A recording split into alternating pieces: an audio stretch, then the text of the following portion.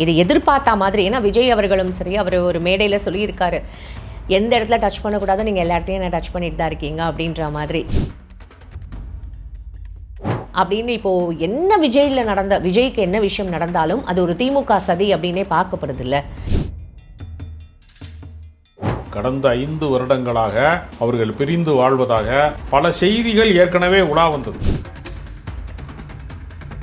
அப்படி வதந்தியாக வருகிறது, கிசுகிசு போல வருகிறது, ஏதோ பேசுகிறார்கள், புறம் பேசுகிறார்கள் என்றெல்லாம் சொல்லப்பட்டது. ஆனால் அது உண்மைதான் என்பதை ஊர்ஜிதப்படுத்தக்கூடிய தகவலாகத்தான் விவகாரத்திற்கு அவர்கள் மனு தாக்கல் செய்தது என்கிற விஷயம் வருகிறது. பிரபலங்கள் தவறு செய்தால் அந்த தவறும் பிரபலமாகும் என்பது புதுசு இல்லைங்க. ஏஆர் ரஹ்மானுக்கு திடீர்னு விவகாரத்து நோட்டீஸ் விட்டப்ப எல்லா மீடியாக்களும் அலறியது. அவரை குறித்து தவறாக பல பேர் ஊடகங்களிலே சோசியல் மீடியாவில் பேசினாங்க. நீங்கள் நளினி ராமராஜன் பிரிவு, பார்த்திபன் சீதா பிரிவு, இப்படி எத்தனையோ பிரிவுகள் நடந்திருக்கிறது. கமலஹாசனுக்கு நடக்காத டைவர்ஸா பல வருடங்களாக நடந்திருக்கு. அதெல்லாம் பிரச்சனை. அது யார் பெட்ரூமுக்குள்ளே யார் இருக்காங்கிறத அரசியல் என்பது தனிமனித பிரச்சனைகளா? நீ வீட்டுக்குள்ளே அடைச்சி வைக்கிறது, பணம் கொடுக்காமல் இருக்கிறது, மிரட்டுறது, வேறொரு நடிகையோட போய் நீ வெளிநாட்டுக்கு போகிறது, ட்ராவல் பண்ணுறது, அதை செல்ஃபி எடுத்து போடுறதுன்னு தொடர்ந்து மன உளைச்சலை கொடுப்பது, அதுலேயும் அந்த குடும்பத்தை அவமானப்படுத்துது, இதெல்லாம் யாருடைய செயல்? இது யோசிச்சு பாருங்கள். நீங்கள் நயினார் நாகேந்திரனுங்கிற பாஜகவுடைய மாநில தலைவர் இந்த திரைப்பட நடிகையின் பெயரை சொல்லி கூட பேசினார். அப்படி ஒரு திமுக காரன் பேசியிருப்பானா? அதிகாரப்பூர்வமாக யாராவது பேசியிருப்பாங்களா? அந்த மாதிரி தனிமனித வாழ்க்கை குறித்து யாராவது திமுகவினுடைய ஒரு பிரமுகர் கூட பேசியது கிடையாது.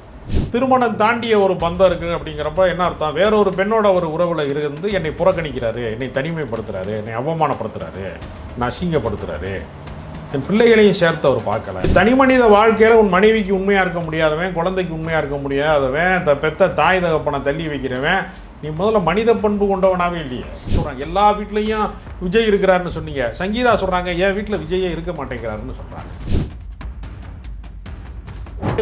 அவர் குற்றவாளிங்க இந்த பிரச்சனையில்.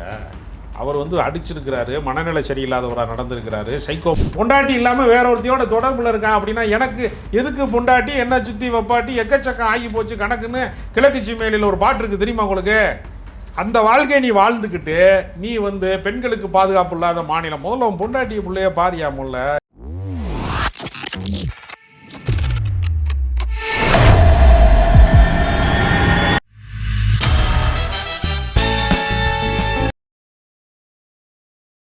பிபிடி சினிமா நேயர்கள் அனைவருக்கும் வணக்கம். இன்னைக்கு நம்மளோட மூத்த பத்திரிகையாளர் ராஜகம்பீரன் சார் அவர்கள் தான் நினைஞ்சிருக்காரு. நிகழ்ச்சிக்கு போகலாம். சார் வணக்கம் சார், எப்படி சார் இருக்கீங்க?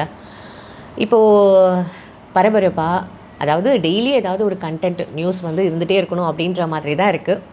அதுவும் சட்டமன்ற தேர்தல் வரப்போகிற இந்த காலத்தில் கரெக்டாக விஜயை டார்கெட் பண்ணி ஏதாவது ஒரு விஷயம் பண்ணியே ஆகணும் அப்படின்னுட்டுன்னு இதை எதிர்பார்த்த மாதிரி, ஏன்னா விஜய் அவர்களும் சரி, அவர் ஒரு மேடையில் சொல்லியிருக்காரு, எந்த இடத்துல டச் பண்ணக்கூடாதோ நீங்கள் எல்லா இடத்தையும் என்ன டச் பண்ணிட்டு தான் இருக்கீங்க அப்படின்ற மாதிரி. ஒரு பக்கம் இது எல்லாருமே இப்போது சமூக வலைதளத்தில் சொல்கிறது என்னென்னா, இது திமுகவோட சதி, இது திமுக தான் இந்த கேமை ப்ளே பண்ணுது அப்படின்னு. இப்போது என்ன விஜய்க்கு என்ன விஷயம் நடந்தாலும் அது ஒரு திமுக சதி அப்படின்னே பார்க்கப்படுது இல்லை. இது நீங்கள் என்ன சார் சொல்லணும்னு நினைக்கிறீங்க? இது எவ்வளவு அபத்தமானது என்பது பார்வையாளர்களுக்கு எல்லாருக்குமே தெரியும். ஏன்னா அவருக்கு திருமணம் நடந்து ஏறத்தாழ 27 ஆண்டுகள் ஆகிவிட்டது. கடந்த 5 வருடங்களாக அவர்கள் பிரிந்து வாழ்வதாக பல செய்திகள் ஏற்கனவே உலா வந்தது. உங்களுடைய இதில் தொலைக்காட்சியிலே கூட நீங்கள் சில நேர்காணல்களை நானே பார்த்துருக்கேன். அப்படி வதந்தியாக வருகிறது, கிசுகிசு போல வருகிறது, ஏதோ பேசுகிறார்கள், புறம் பேசுகிறார்கள் என்றெல்லாம் சொல்லப்பட்டது.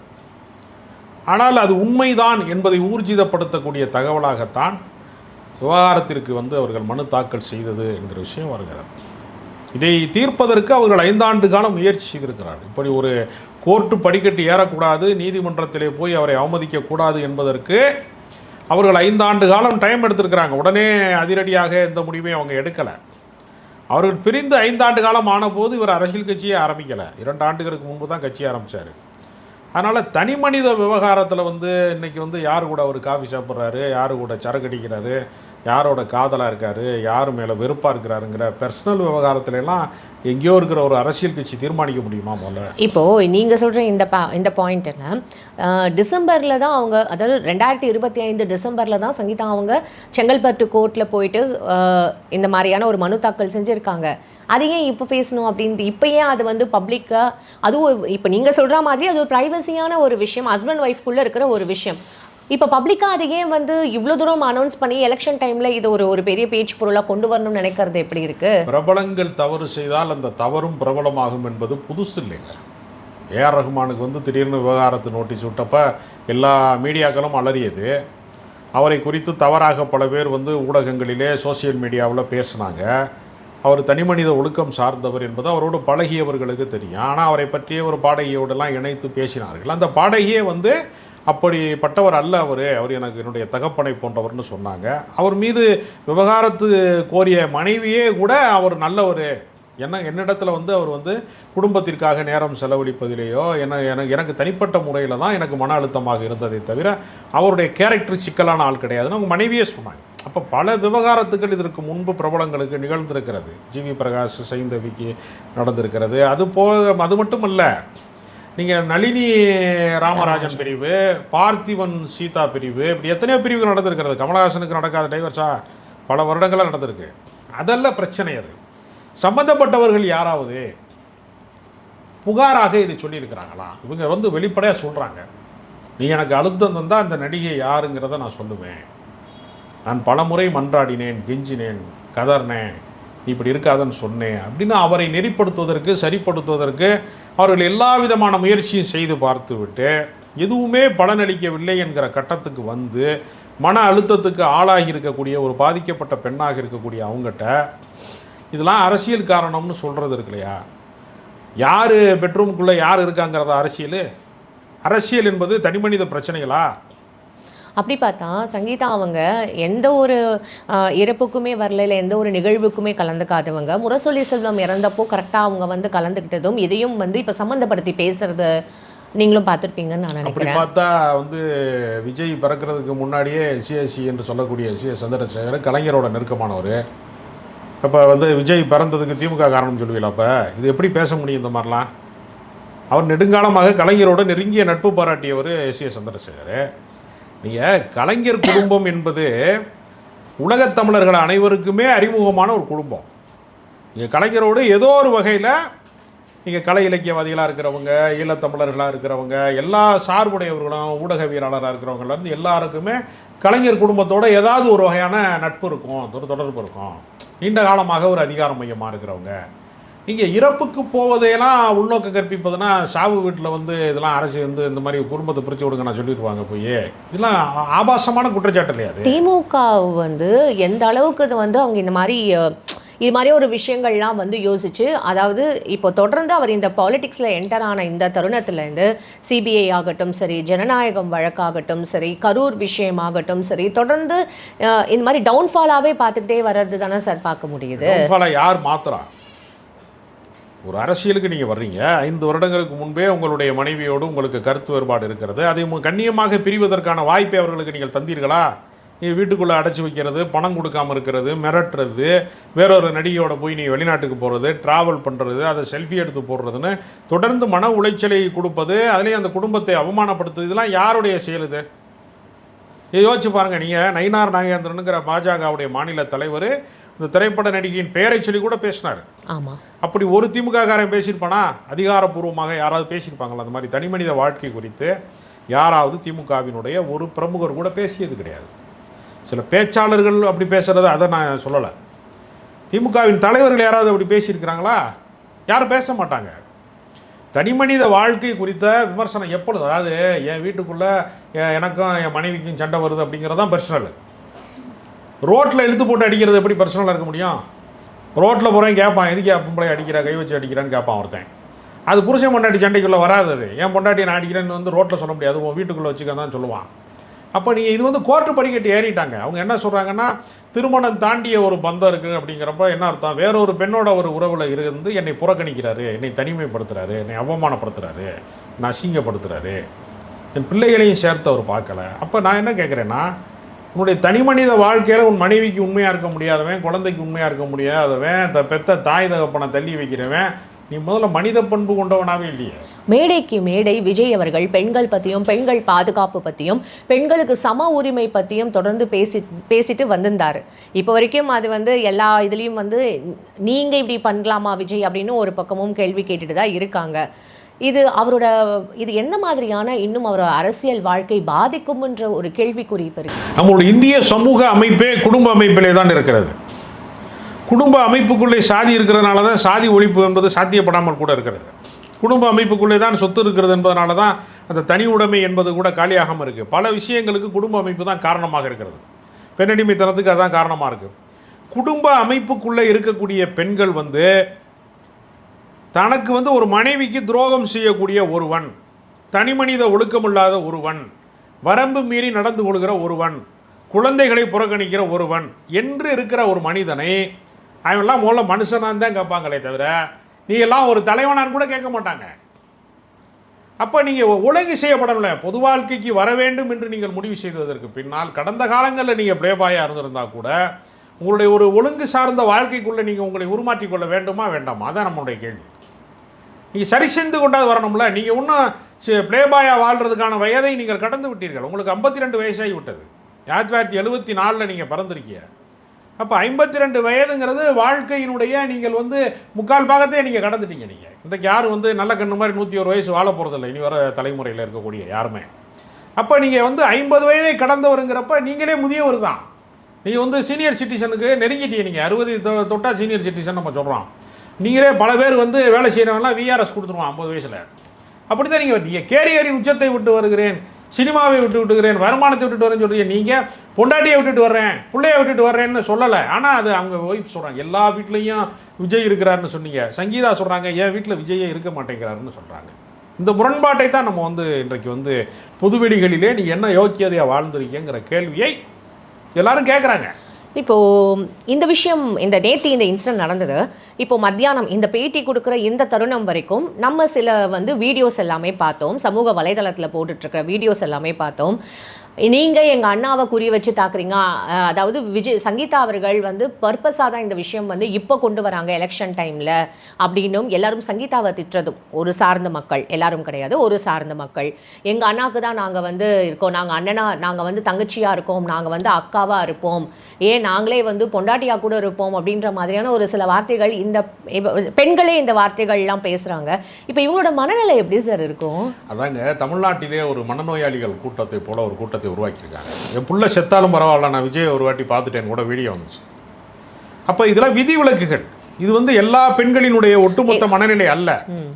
ஒரு தாய்மையில் இருக்கக்கூடிய ஒரு பெண் வந்து தன் குழந்தையை இழப்பதை குறித்து அவர் வாழ்நாள், அதாவது புத்திர சோகம் தான் உலகத்தினுடைய மிகப்பெரிய சோகம்னு சொல்லுவாங்க.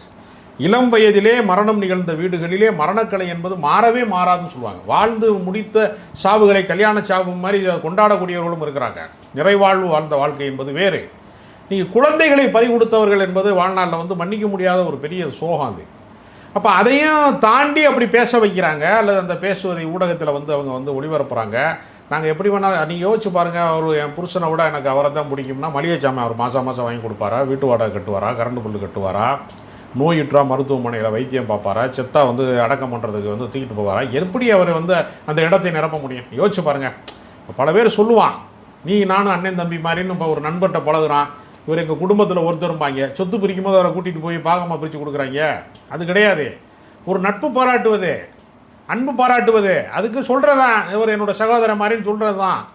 அதெல்லாம் வந்து ஒரு பொது பண்புக்கு நம்ம பேசிக்கொள்ளலாமே தவிர நடைமுறைக்கு அது சாத்தியமான ஒரு கேள்வி இருக்குல்ல. கண்டிப்பாக. அப்படி சொன்ன பொம்பளை வந்து அவர் பொண்டாட்டியா அவங்கள ஏற்றுக்குறாரா, இல்லை இவன் புருஷன் ஒத்துக்குறானா? இதெல்லாம் என்ன பேச்சு இது? நான் கேட்குறேன். இப்போ தமிழ்நாட்டில் வந்து கள்ளக்காதலுக்கான ஒரு தனி அணியை வந்து தாவேக்கால நீங்கள் அமைக்க போறீங்களா? அப்போ ஆபாசமா இல்லையா? அதெல்லாம் அப்படி பேசுகிறதுக்கு அசிங்கமா இல்லையா?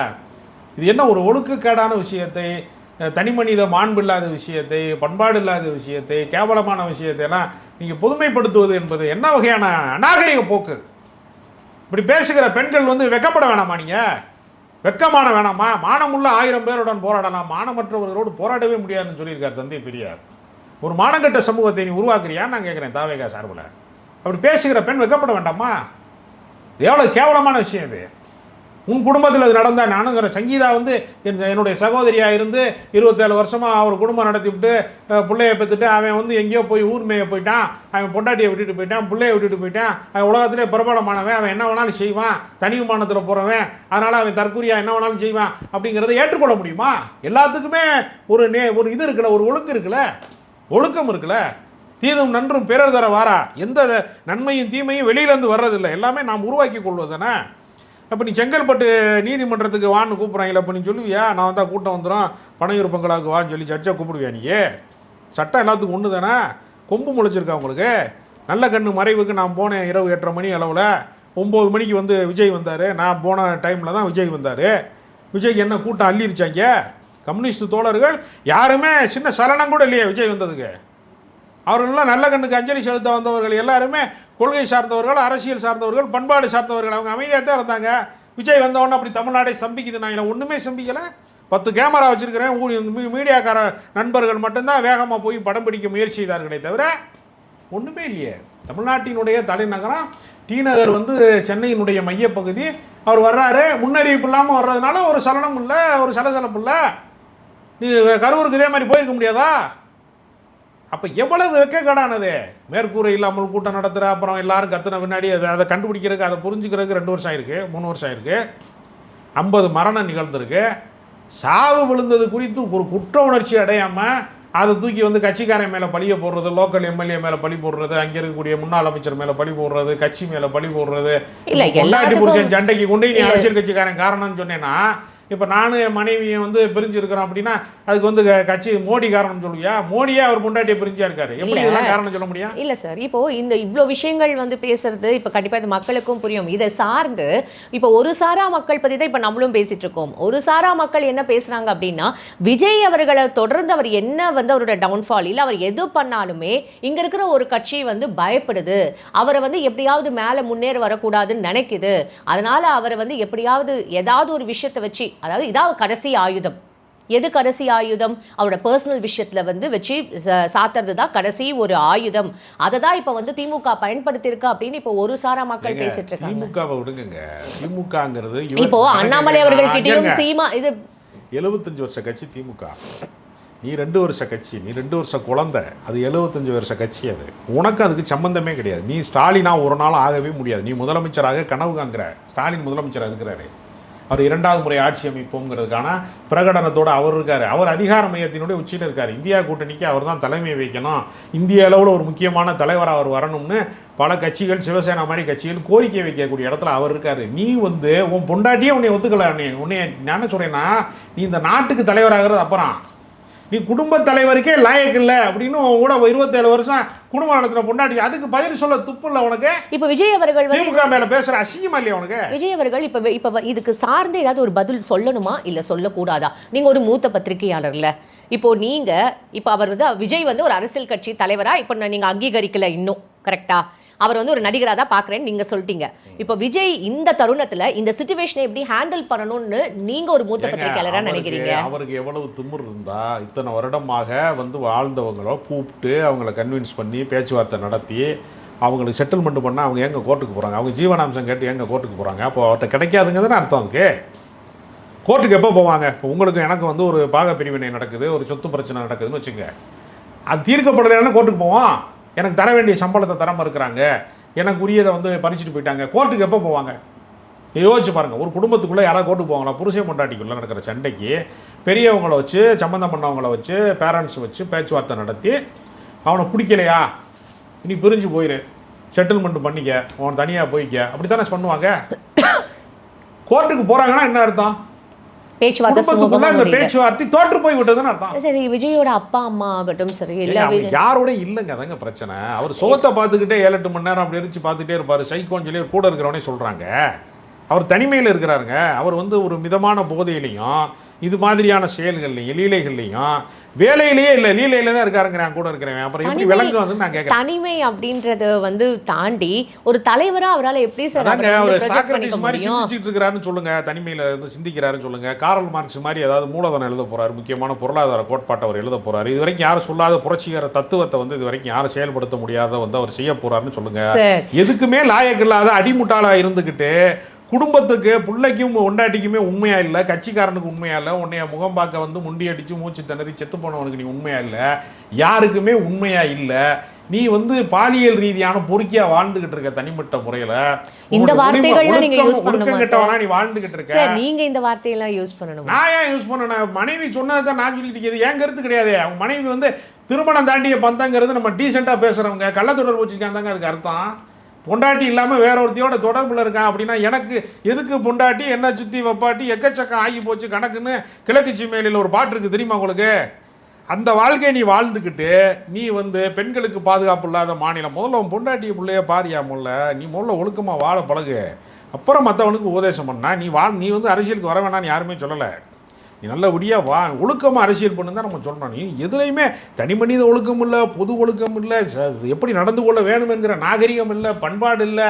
சாவு விழுந்த வீட்டில் இருக்கிறவனை போய் பஸ்ஸில் ஏற்றி கொண்டு வந்து ஸ்டார் ஹோட்டலில் வச்சு பார்க்குற கேவலம் கட்டவன் நீனு. பண்பாடு இல்லை, நாகரிகம் இல்லை. நீ என்ன ஜென்மம் நீனு தான் நான் கேட்குறேன். அந்த நடிகைன்னு இப்போ அந்த நடிகை யாரு அப்படின்றது தான் இப்போ எல்லாரோட ஒரு கேள்வியாக இருக்கா? அதுதான் நயினார் நாகேந்திரன் பதில் சொல்லிட்டாரு. நம்ம சொல்ல வேண்டிய அவசியமே கிடையாது. நயினார் நாகேந்திரன் வீட்டை விட்டு வெளியே வான்னு சொல்லாமல் திரிஷா விட்டு வெளியே வாங்கன்னு சொல்றேன். அதெல்லாம் பேசுனார், நம்மளா பேசுனாத? அவர் தானே பேசினார், நயினார் பேசினாரு. நம்ம எந்த தனிநபர் தாக்குதலும் இல்லைங்க. நீங்க முறையாக நடந்து கொள்ளுங்கன்னு தான் நம்ம கேட்குறோம். இப்போ பாலிடிக்ஸ்ல வந்து ஒருத்தர் தலைவர் அப்படின்றது வந்து கரெக்ட். ஒரு தலைவர் முதல்ல ஒரு அந்த தலைமை பண்புகளோட இருக்கணும், அப்படி கரெக்ட். ஆனா இப்போ அவங்க எல்லாருமே இப்போ வந்து அவரோட பர்சனல் விஷயத்துல ஏன் தலையிடுறீங்க? ஒரு அரசியல் தலைவரோட பர்சனல் விஷயத்துல நம்ம தலையிடக்கூடாது. அப்படி பார்த்தா எல்லா அரசியல் தலைவர்களோட பேக்ரவுண்ட் என்னன்றது நம்ம எடுக்கலாமே. எத்தனை தலைவர்களை பற்றி இந்த மாதிரி புகார் வந்திருக்கிறது? எனக்கு தெரிஞ்சு சீமானுக்கு மட்டும்தான் புகார் வந்திருக்கு. எந்த தலைவருக்கு புகார் வந்திருக்கு? எம்ஜிஆர் மேலே வந்து என்னை பாலியல் ரீதியாக சுரண்டி ஏமாற்றி விட்டாருன்னு நடிகைகள் புகார் கொடுத்துருக்காங்களா யாராவது? இப்போ கூட நடிகை வந்தது இருங்க, யாராவது தனிப்பட்ட முறையில் புகார் கொடுத்துருக்குறாங்களா?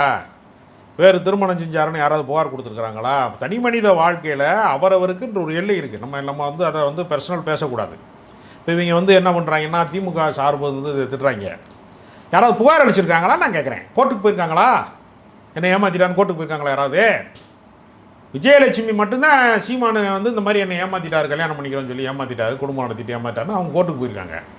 நீதிமன்றத்தில் போய் அவர் மன்னிப்பு கேட்டு ஒரு விடுதலை ஆயிருக்காரு. வேறு யாராவது இந்த மாதிரி நடந்திருக்கா? இப்போ உனக்கு உதாரணம்னா சீமான் ஒரு ஆளை சொல்லலாம், வேற யாரை சொல்ல முடியும்? சார் இப்போ கோர்ட்டுக்கு போய் அவங்க சொன்னால் மட்டும்தான் அந்த விஷயங்கள் வந்து ஏற்புடையது. இல்லைனா அது வந்து அந்த தலைவர்களோட பர்சனல் லைஃப் எப்படி இருந்தாலும் நம்ம கவலை இல்லை அப்படின்னு நீங்களும் ஃபீல் பண்ணுறீங்க. நான் பர்சனல் லைஃப்பில் அவர்கள் வரம்பு மீறி நடந்து கொடுக்குறார்களா இல்லையா சம்பந்தப்பட்டவங்க சொல்றது தானே நம்ம புகாராக எடுத்துக்கிற முடியும். சம்பந்தப்படாத ஆள் சொல்றது, யாராவது தெருவில் போகிறவங்க சொல்றது எப்படி எடுத்துக்க முடியும்? அவங்க கூட குடும்பம் நடத்தினதுனால தானே அவங்களுக்கு அந்த உரிமை இருக்குது சொல்கிறதுக்கு, குற்றச்சாட்டு சொல்கிறதுக்கு. யாராவது ஒரு பெண் சொன்னா, இப்போ திடீர்னு நான் தான் ஜெயலலிதாக்கு மகன் ஒருத்தவங்க சொல்கிறாங்க, யாராவது ஏற்றுக்கிறாங்களா? அதை சொல்கிறது புரியுதா? புகார் அளிப்பவர்கள் எல்லாரையுமே மக்கள் ஏற்க மாட்டாங்க. அப்போ சங்கீதா வந்து விஜய் மனைவி இல்லைன்னு சொல்ல வரீங்களா? அப்படி வேணால் சொல்லுங்கள். சங்கீதா மனைவி இல்லை, 27 வருஷம் வாழ்ந்ததும் போய் அந்த இப்போ அவருக்கு புள்ள இல்லை, அதை வந்து அவர் விஜயோடைய மகன் கிடையாது, அவர் மகளும் கிடையாது, அவருக்கு குடும்பம் கிடையாது, கல்யாணம் நடக்கவே இல்லைன்னு சொல்கிறீங்களா? சொல்லுங்கள். நான் அவர் மேலே நான் குற்றச்சாட்டு சொல்ல நான் வாபஸ் வாங்கிக்கிறேன், எல்லாத்தையும் திரும்ப பெற்றுக்கிறேன். விஜய் அவர்கள் இவ்வளோ தூரம் மௌனம் காக்கிறதுக்கான ரீசன் என்னவா இருக்கும்? எல்லா விஷயத்துக்கும் எந்த பிரச்சனைக்கு அவர் கருத்து சொல்லி கிழிச்சிருக்கிறாரு இதில் சொல்கிறதுக்கு? ஹாய் சிஎம், ஒன்று நான் வீட்டில் இருப்பேன் இல்லை ஆஃபீஸில் இருப்பேன்னு அவர் சொன்னவர், இதுக்கு ஏதாவது ஒரு கருத்தோ இல்லை இதுக்கு ஆமாம் இந்த மாதிரியான ஒரு விஷயம்? அவர் குற்றவாளிங்க அந்த பிரச்சனையில். அவர் வந்து அடிச்சிருக்கிறாரு, மனநிலை சரியில்லாதவராக நடந்திருக்கிறாரு, சைக்கோ மாதிரி மனநிலை பாதிக்கப்பட்டவர் ஒருத்தர் அப்படின்ற மாதிரி இப்போ அவங்க மனநிலை பாதிக்கப்பட்டவங்க சொல்றாங்க. ஆமாம் அவங்க சொல்றாங்க. பட் எனக்கு இது வந்து இந்த ஒரு ஸ்டேட்மெண்ட் வந்து எப்படி எனக்கு பார்க்க முடியுது? எப்படி அவரு மனநிலை சரியில்லாதவருக்கான ஆதாரம் நமக்கே தெரியுது. லைட்டை போட்டு ஆஃப் பண்ணார்ல, தன்னை சுற்றி ஒரு கூட்டம் தற்கொலை படம் மாதிரி கூட வரும்போது அவங்க குறுக்க மறுக்க பைக் ஓட்டுறாங்க, உள்ளே வந்து விழுகிறாங்க, டம்முன்னு விழுகிறாங்க. அவங்க காயம்பட்டதை பற்றி கவலைப்படாமல் லைட்டை போட்டு ஆஃப் பண்ணார்ல, அப்போயே அவர் வந்து அரக்கராக்கா இருக்கிறாராங்கிற சந்தேகம் சில பேருக்கு வந்துச்சு. இப்போ இந்த அம்மா மனநல சிகிச்சைக்கே அவரை சிங்கப்பூருக்கு நான் தான் கூட்டு போனேன், ஒரு மாதிரியான டைப்பான கிறுக்கு தான் அது, இந்த மாதிரி ஒரு மாதிரி முத்துன கேஸ் தான் அது சரி பண்ண முடியாத கேஸ் தான் அப்படின்னா ஒரு 41 பேர் சாகும் போது குற்ற உணர்ச்சி ஏற்படலை. அப்படி இருக்கிறவரு நார்மல் ஹியூமன் பீயிங் கிடையாதுங்க அவருக்கு. எனக்கு ஒரு விஷயம் சார், படங்கள்ல அவரால் எப்படி சார் நடிச்சு கோஆபரேட் பண்ணி, அப்ப அது வேற ஒரு டிபார்ட்மெண்ட்னு சொல்றீங்களா? கற்பனை உலகங்க, அது நிஜ உலகம் கிடையாது. நீங்க கற்பனையில சீன் கொடுத்தா நடிப்பாங்க, அழுவாங்க. கற்பனையும் நிஜமும் ஒன்றா நான் கேட்குறேன். சினிமாவில் வந்து நல்லவனாக இருக்கிறவன் பூரா நிஜமாக நல்லவனாக இருக்கானா? நீங்கள் அதுக்கு பதில் சொல்லுங்கள். அப்படி யாராவது இருக்கிறாங்களா? சினிமாவில் வில்லனாக நடிச்சவங்க பூரா நல்லவனாக இருந்திருக்காங்க. எம்என் நம்பியாரும் வேறு யோக்கியமான ஆளாக இருந்திருக்காரு. பல பேர் நல்லவனாக இருந்திருக்கான். பல உதாரணங்கள் இருக்கிறது. பிரகாஷ்ராஜ் அதிகாரத்துக்கு எதிராக கேள்வி கேட்குறாரு. சால்ரா அடிக்கலை. எந்த அரசியல் இயக்கங்களுக்கும் பின்னாடி போய் அதிகார வர்க்கங்களுக்கு பின்னாடி போய் இது அடிக்கிறத ஜால்ரா அடிக்கிற வழக்கத்தை அவர் வந்து மேற்கொள்ளலை. அப்போ நீங்கள் வில்லன்கள் வந்து சிறந்தவர்களாக இருக்காங்க, ஹீரோக்கள் கேடுகட்டவனாக இருக்கான். அதனால் நீ நான் என்ன சொன்னேன், நீ பிடிபடக்கூடிய அளவுக்கு தவறு. நீங்கள் பிடிபடுவேன். எனக்கு ஒரு விஷயம் சார், இப்போ விஜய் அவர்களோட படங்களில் நடித்தவங்களாகட்டும் சரி, அவரோட கூட ட்ராவல் பண்ணவங்களாகட்டும் சரி, அவரோட ஒர்க் பண்ணவங்க, அவரும் இந்த ஃபீல்டில் 69 படங்கள் நடிச்சிருக்காருல்ல. எங்கேயுமே யாராவது ஒருத்தரால கூட இவர் இந்த மாதிரி ஒரு மனநலம் பாதிக்கப்பட்டவர் இல்லை இந்த மாதிரியான ஒரு விஷயங்கள் அவர் சைக்கோபாத் அப்படின்றத கண்டுபிடிக்காமையோ இல்லை புரிஞ்சுக்காமையோ ஒரு வேலை பார்த்தவன அடிச்சிருக்காரு. ஒரு வேலைக்காரனை அடிச்சு வெளியே வந்து ஒருத்தர் வந்து கதறி சொன்னாரு. ஆமா, அது மாதிரி வந்து அவர்கிட்ட பல வருஷம் மேனேஜராக இருந்தவர் பிடி செல்வகுமாருங்கிறவர் சொல்கிறாரு. பல பேர் அவருடைய நிலைமை சரியில்லை, அவர் ஒரு வித்தியாசமாக இருக்கிறான்னு சொல்கிறாங்கல்ல. அது உங்களுக்கு தெரியலையா? அது ஒருத்தன் தனக்காக சாகிறவனை துக்கம் விழுந்த வீட்டுக்கு போகாமல் திமுறா பேசுகிறவன் வேறு எங்கேயாவது பார்த்துருக்கீங்களா? தனக்காக செத்தவனை பற்றி உற்ற உணர்ச்சியே கொள்ளாமல் திமுறா பேசிக்கிட்டு நான் வீட்டில் தான் இருப்பேன், ஆஃபீஸில் தான் இருப்பேன் அப்படின்னு பஞ்சு டைலாக்கு பேசுகிற பைத்தியக்காரன் தான் பேச முடியும். இப்படியே நீ மனம் தெளிந்தவன் பேச முடியாது, மனம் கலங்கியவன் தான் அப்படி பேச முடியும். நீ முதல்ல மனிதனாக தான் நம்ம சொன்ன. நான் கேட்குறது என்னென்னா, நீ இப்படி இருக்கணுங்கிறத நம்ம யாரும் விரும்பலை. நீ தெளிந்த சிந்தனை உடையவனா இரு. இப்போ இது அடுத்த பிரிந்து போவதா இருந்தா கூட கண்ணியமான முறையில் பிரிந்து போவதற்கு அவர்களுக்கு வழிவிடு தானே சொல்றாங்க. சார், எனக்கு ஒரு விஷயம் சார், இப்போ விஜய் மட்டுமே வந்து ஒரு சிங்கிள் பர்சனா இந்த விஷயம் எல்லாத்துக்குமே வந்து ஒரு ரெஸ்பான்சிபிளான ஒரு எப்படி பாக்குறது? ஏன்னா இப்போ அவர் அரசியல் தலைவரா இருக்கும்போது அவர் பொண்டாட்டிக்கு அவர் தானங்க புருஷன். நான் வந்து இந்த விஷயம் மட்டும் சொல்லல, இல்ல நான் இந்த விஷயம் மட்டும் சொல்லல சார். இப்போ ஒரு அரசியல் தலைவரா இருக்கும்போது அவருக்கு கூட இருக்கிறவங்களும் அவருக்கு பேக்ரவுண்ட்ல இருக்கிறவங்களும் எவ்வளவு பேர் கூட இருப்பாங்கல்ல. இது ஒரு பேக் ஃபயர் ஆகும். இந்த ஒரு விஷயம் உங்களை வந்து ஏதோ ஒரு விதத்துல உங்களுக்கு வந்து ஒரு பெரிய ஒரு டிராபேக்கா இருக்கும். அதுக்கான ஒரு முடிவுகளை நீங்க சீக்கிரம் எடுங்க அப்படின்னு கூட இருக்கிறவங்க ஒருத்தர் கூட சொல்லியிருக்க மாட்டாங்களா? நீங்க சொல்ற மாதிரி 5 வருஷம் பிரிஞ்சிருக்காங்க. 2 வருஷத்துக்கு கழிச்சு தான் அவர் வந்து கட்சி ஆரம்பிச்சிருக்காரு.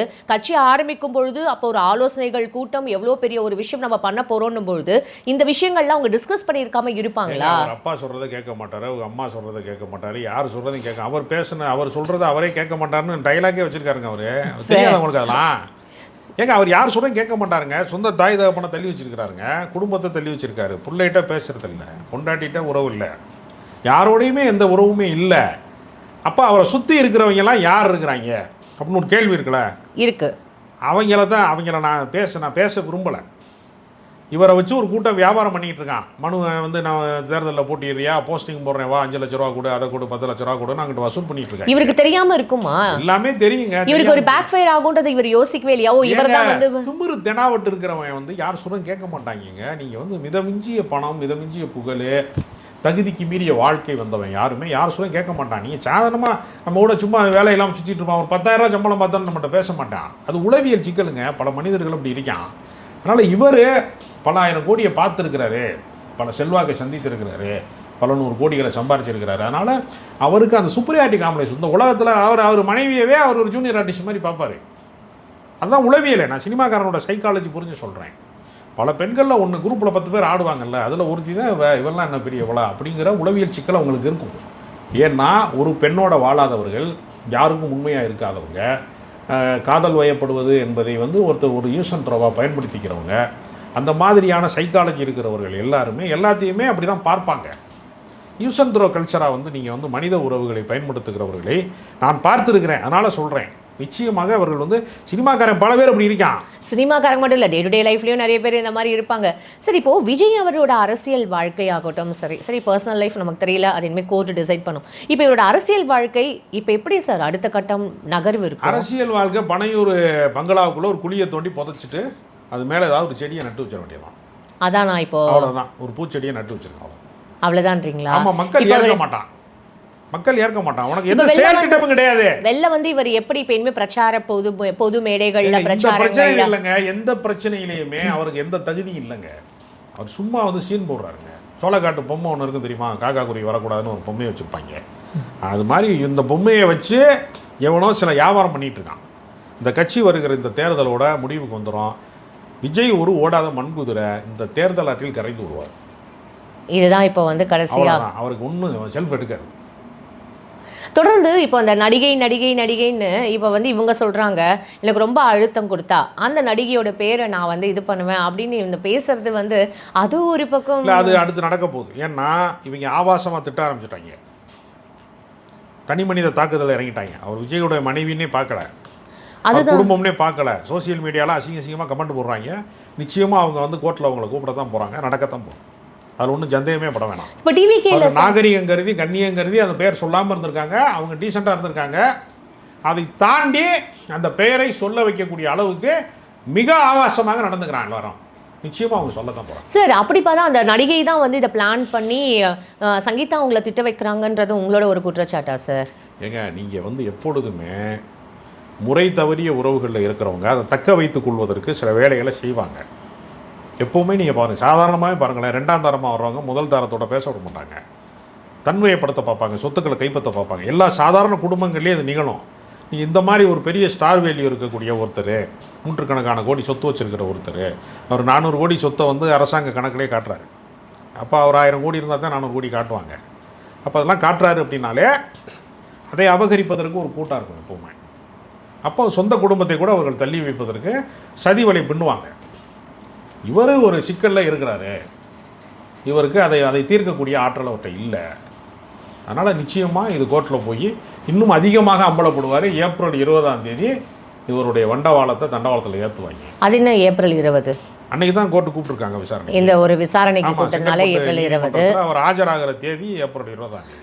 இப்போ அவர் வந்து வீட்டுக்கு வந்து அந்த கோர்ட்டுக்கு வந்து அந்த நோட்டீஸ் வாங்கல அப்படின்னு சொல்லிட்டு வீட்டுக்கு வாசல்ல வந்து அந்த நோட்டீஸ்லாம் ஒட்டப்படும்லாம் சொல்லப்படுதே சார். அவர் ஜட்ஜையும் வந்து ஒரு கேரக்டர் ஆர்டிஸ்டாக பார்க்கக்கூடியவர். அது அவருக்கு என்ன அதிகாரம் இருக்குங்கிறது அவருக்கு தெரியாது. அதனால் அவருக்கு அதெல்லாம் புரியலை. அவர் மூடர் கூடமாக இருக்கான். அதனால் அவர் நிச்சயமாக ஒரு கோர்ட்லேருந்து ஒரு ஆர்டர் வருது அப்படின்னும்போது தாங்க கோர்ட் அவர் சினிமா செட்டிங்கில் தாங்க பார்த்துருக்காரு, நேரில் பார்க்கலங்க. இப்போ நெஜ கோர்ட்டுக்கு கூப்பிட்றாங்க. அவர் சினிமா கோர்ட்டுக்கு தான் போனவர், இப்போ நெஜ கோர்ட்டுக்கு போகிறாரு. அவர் பறந்து எல்லாரையும் அடித்து 40 பேரை காலி பண்ணி அப்படி தான் சினிமாவில் வாழ்ந்துருக்காரு. அவருக்கு நெஜத்தில் வந்து இதோட சீரியஸ்னஸும் அவருக்கு இனிமேல் தான் தெரியும்.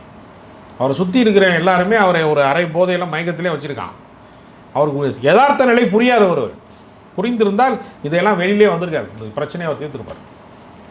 Fine sir. இப்போ அரசியல் களம் எவ்வளோ வந்து இன்னும் சூடு பிடிக்க போகுது, இன்னும் அரசியல் தேர்தல்கள் வந்து அறிவித்ததுக்கப்புறம் இன்னும் எந்த மாதிரியான ஒரு விஷயங்கள், ஏன் தொடர்ந்து விஜய் வந்து இப்படியே அவர் மேலே வந்து இவ்வளோ ஒரு வன்மம் கொட்டப்படுது அப்படின்னு ஒரு சாரா மக்கள் வர பேசிட்டு இருக்காங்க. உண்மை கொட்டப்படுகிறது, வன்மம் கொட்டப்படுறது. சார் இப்போ இவர் மனநிலை வந்து பாதிக்கப்பட்டுன்ற மாதிரி இப்போ இவங்க இந்த மாதிரியான ஒரு கம்ப்ளைண்ட் வந்து ரெஜிஸ்டர் பண்ணியிருக்கிறது. இப்போ விஜய் தரப்புலேருந்து எல்லா ஆதாரங்களும் இல்லாமல் அவங்க பேச முடியுமா? சரி சார், இப்போ விஜய் தரப்புலேருந்து ஏன் ஒரு எக்ஸ்பிளனேஷன் கொடுத்துருந்தா இந்த பிரச்சனை வந்து கண்டிப்பாக சால்வ் ஆயிருக்கும். அவருக்காக செத்ததுக்கே இரங்கல். சரி சார், இப்போ இல்ல சார், இப்போ விஜய் வந்து வெளியில வந்து இந்த பிரச்சனைக்கு அவர் தரப்புலேருந்து ஏதாவது ஒரு நியாயமான ஒரு விளக்கம் இல்லை ஏதாவது ஒரு எக்ஸ்பிளனேஷன் கொடுக்குற மாதிரி இருந்தது அப்படின்னா அப்போ இந்த கேஸ் இல்லை இந்த விஷயங்கள்லாம் எந்த மாதிரியான ஒரு திசை திரும்பும் நீங்க நினைக்கிறீங்க? அதெல்லாம் அவருக்கு கோர்ட்டுக்கு போயிருச்சு, தலைக்கு மேல வெள்ளம் போனா ஜானண்ண மூலம் என்ன மாதிரி போயிருச்சு. அது இனிமேலாம் அவர் அறிக்கையெல்லாம் விட்டுறதுலாம் அதனால எதையுமே செய்ய முடியாது. அறிக்கை கூட விட்டது வேஸ்ட். அவராலேயே காப்பாற்ற முடியாத இடத்த அவர் உருவாக்கிட்டார். அதனால் அவர் கோர்ட்டுக்கு தான் பதில் சொல்லணும்.